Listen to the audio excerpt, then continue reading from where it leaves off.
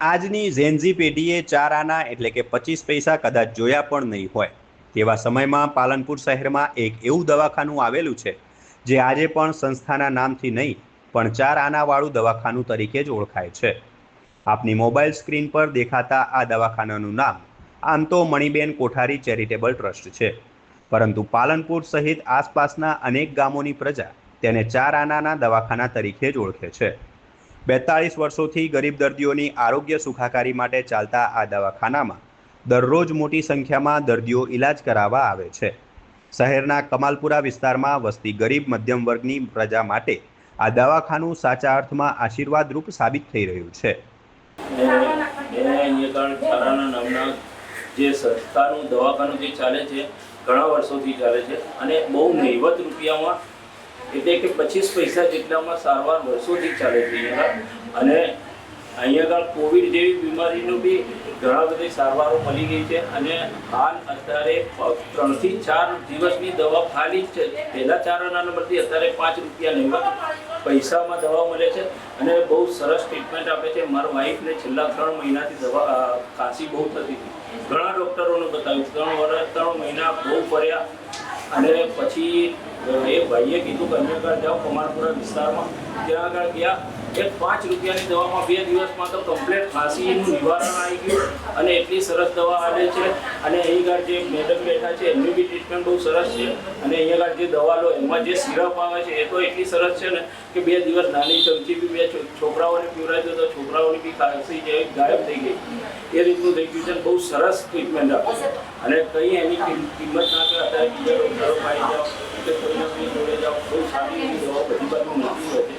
પણ અહીં આગળ ટ્રસ્ટનું આ સંસ્થાનું દવાખાનું છે અને નહીવત 5 રૂપિયા એટલે કંઈ ના કહેવાય. એટલે 5 રૂપિયાની નહીવત દવાથી એટલે 5 રૂપિયા જેવી કિંમતમાં સારી એવી ટ્રીટમેન્ટ મળી જાય છે અને સારી એવી દવા મળે છે.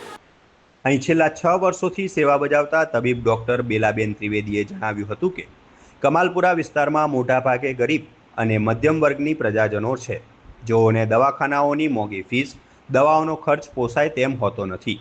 તેથી વર્ષો પહેલાં માત્ર 25 પૈસા લઈ દર્દીઓની સેવા કરતું આ ટ્રસ્ટ આજે પણ માત્ર 5 રૂપિયામાં 5 દિવસની દવા સાથે લોકોની બીમારીઓનો ઇલાજ કરે છે.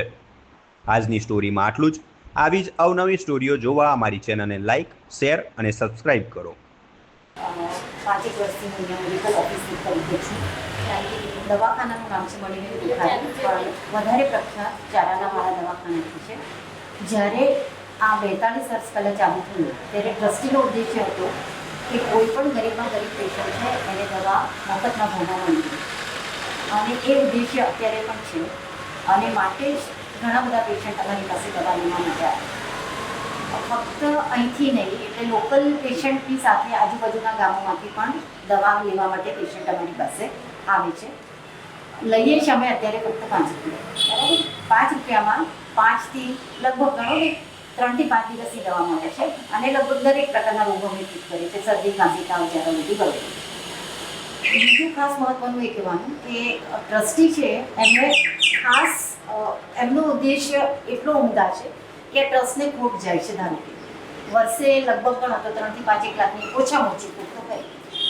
એ જાણકાર્યા વગર અમને કીધું છે કોઈ પણ પેશન્ટ આવે તો તમારે સારી રીતે એને ટ્રીટ કરો, પૈસાની ચિંતા ના કરશો. અમારે માટે આ વાત બહુ જ મહત્વની છે અને અમે એટલે દરેક પેશન્ટને પૂરેપૂરા દિલથી ટ્રીટ કરીએ છીએ. પેશન્ટને સારો સંતોષ આપવો એ અમારો મુખ્ય ઉદ્દેશ છે. જેમ કે ટ્રસ્ટીએ કીધું એને અમે જનસેવા એ જ પ્રભુ સેવા અમે જીવનમાં ઉતારીને પેશન્ટની સાથે વર્તન કરીએ છીએ. દર્દીઓનો કેવો રિસ્પોન્સ મળે છે અને ક્યાંથી પેશન્ટ આવે છે? દર્દીઓનો રિસ્પોન્સ ખૂબ સારો છે, કારણ કે માટે આટલી યુપીડીની સંખ્યા અમારી ઘણી વધારે છે. આજુબાજુના ગામમાંથી ઘણા બધા પેશન્ટ્સ આવે છે, કારણ કે એ લોકોને ભાડું કાઢતા પણ એવું લાગે છે કે અહીંથી દવા લઈએ છીએ તો અમને સારું થઈ જાય છે. અને દવા 5 રૂપિયા એટલે આજના સમયમાં તમે વિચારો તો 5 રૂપિયાની કોઈ ખાસ કિંમત નથી, બરાબર. બીજા પાસે જો પ્રાઇવેટમાં જાય તો મોટો ખર્ચ આવે છે, 100-150 રૂપિયા ઓછો નથી. અહીંયા જ્યારે પેશન્ટ આવે છે તો એક સંતોષ સાથે જાય છે કે ના, અમને પહેલાંને મળતું તો અમને પણ મળી જશે, એટલે આજુબાજુના ઘણા ગામોથી પેશન્ટ આવે.